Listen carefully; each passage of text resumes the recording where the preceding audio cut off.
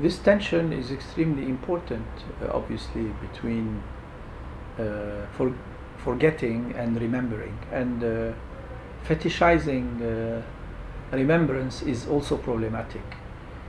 I am often irritated, I have to say, by this idea that is, I think, too obvious.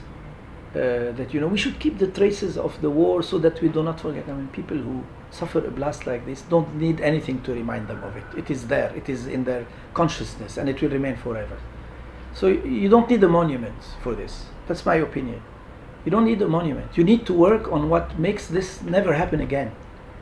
The problem I have with monuments is that it absolves you from doing anything that is long term.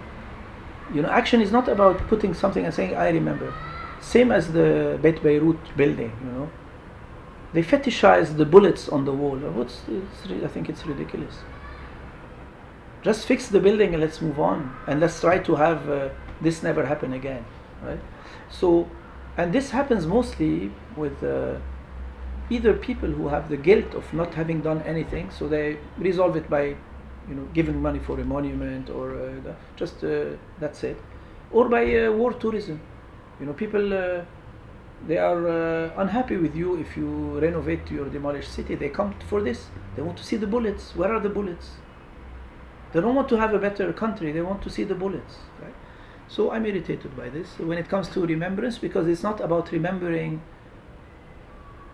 the good practice of design and public space. It's about fetishizing the war. And the other side, which is over amnesia, I also wrote about this, the amnesic phoenix, I called it. We have this idea that the phoenix will rise no matter what, and so on. We are very strong, and there is a word I hate, which is resilience, right? You're resilient. It means that you will redo the same mistakes because you survive anything. I mean, we would have been better without resilience, because we would have reacted.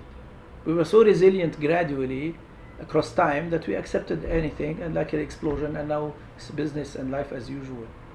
Resilience is not good, the phoenix is not good. There are a lot of myths we have to get away with and start really working seriously on breaking these myths and trying to do something that is collectively good.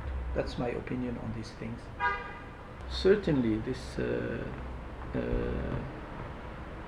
antagonistics or this opposition between amnesia or tabula rasa is it's recurrent in our history. What I call for is a rationalization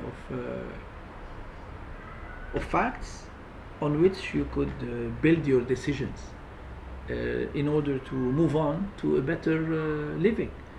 It should neither be completely amnesic nor completely romantic about keeping everything as is and so on. I mean, life happens. Learn from what life tells you. Learn from precedents here and anywhere else, and move on. And sometimes it takes tragedies to force you to move on. Fortunately, our tragedies keep us where we are. They are this idea of the phoenix. The phoenix rises, but it rises for the same people. Vultures. They can perpetuate their power with the tragedies of others. They have the means, they have the control, they have the power, they have the slogan, they have the media, and you protest a little bit, fine, and now you have to survive. And they are always ahead of you in whatever you do. They can recycle. They keep themselves in power. So the lesson for me in all of this is to on one hand, of course, if when it comes to politics, is to organize protest better so that it's more efficient.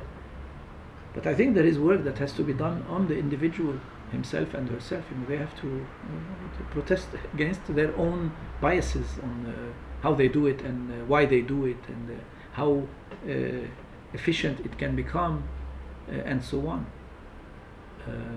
Some people think that by putting a like on some statement on Facebook or Insta, they made their revolution. This is not a revolution.